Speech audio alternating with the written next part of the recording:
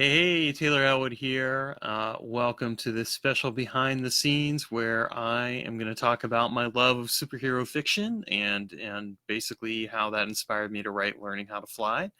Speaking of which, Learning How to Fly is available for pre-order now, which I'm super psyched about.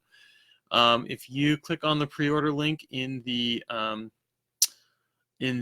post, you'll be able to pre-order your copy of Learning How to Fly, and I'm just super psyched about it. It's going to be coming out on August 21st this year as both an ebook and a print book, and it'll be my first fiction novel.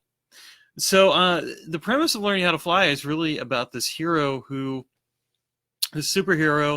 who can fly, but he doesn't fly very well, and he needs to go to remedial flying school to get some help.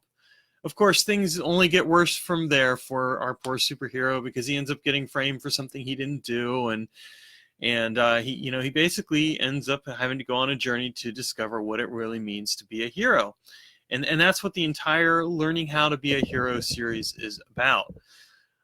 I have loved superhero fiction from pretty much the beginning of I don't know, since the beginning, since I could read. Basically, when I think about it. It probably actually, weirdly enough, starts out with Greek myths, and you might think that's weird because, I mean, Greek myths, like, where would that come into play? But if you think about a lot of Greek mythology, you have Heracles, you have Achilles, you have these different Greek heroes that basically have superpowers to some degree or another.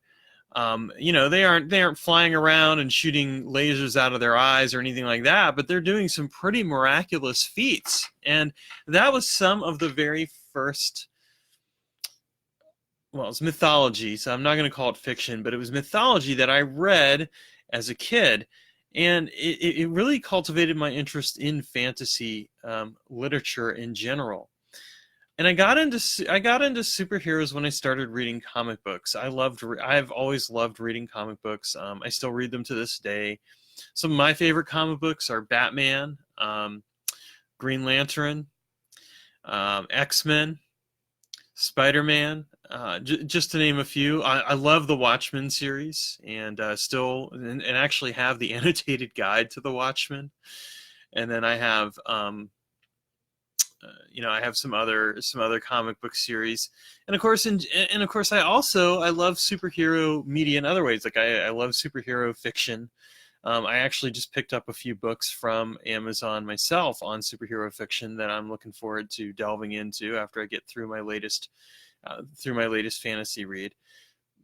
As an aside, I read a ton of books all the time. Some of them are fantasy, some of them are fiction, some of them nonfiction. So but I'm definitely going to be looking forward to reading those.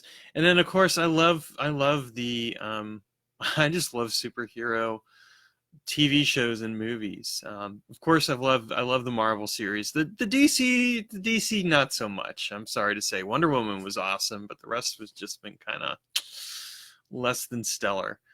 But I've really loved the Marvel series. I love Venture Brothers. Now you might say, well, Venture Brothers, does that have superheroes? It does have some superheroes in it to some degree. So, I kind of, and of course they're making fun of the superhero universe. So of course I like it. And then later on tonight, I'm actually going to start watching The Boys. I've heard about it. I've been curious, and just from the preview, I'm like, oh my gosh, this is going to be hilarious. Because of course, it's going to be over the top, which is just what I like when it comes to my fiction shows. And I just finished watching the first two episodes of Preacher. Again, Preacher, I know it's not exactly a superhero type thing, but still pretty darn cool. I just finished watching the latest season of The Flash, and I'm working my way through Legends of Tomorrow. Ironically enough, the DC TV series, they got it right. It's just like not the movies. And then I also watched the Batman. Well, I did watch the Batman Hush animated movie. They got that one right. That was unexpected as far as some of the twists go. And I'm not going to spoil it for any of you who haven't watched it yet. But yeah, can you tell I'm a total geek? I am. I love my superhero fiction, and that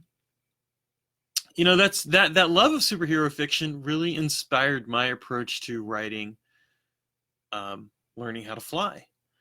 Because for me, learning how to fly is really kind of a subtle kind of, I'm gonna play with these tropes, these superhero tropes, and have some fun and play with them. And at the same time, it's really meant to explore, like, what does it mean to really be a superhero? What does it mean to be a hero, period? You know, we live in an age of image, I would say, and that people fall in love with their images of things. But the reality is different. And so I want to explore in this series what the reality is. And of course, have some fun with it. I promise it's very, very fun. If you've read my nonfiction and you read my fiction, you'll be like really surprised at how different in some ways my fiction is. Because you'll be like, what? Is this the same guy who wrote these nonfiction serious books? Yes, I am the same person. I do have a sense of humor, and I can be. I do have fun with my writing. Um, Actually, I have fun with my nonfiction writing too. It's just a different type of fun.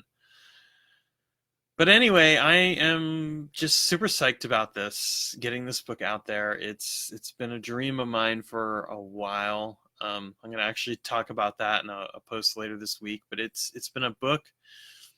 It's been a book I've been working on for a long time, and it's finally manifested. And here I am starting my debut as a fiction writer. This is the beginning of my fiction writing career, and I am super excited about that. And I love that I get to share it with you. So thanks for watching this video.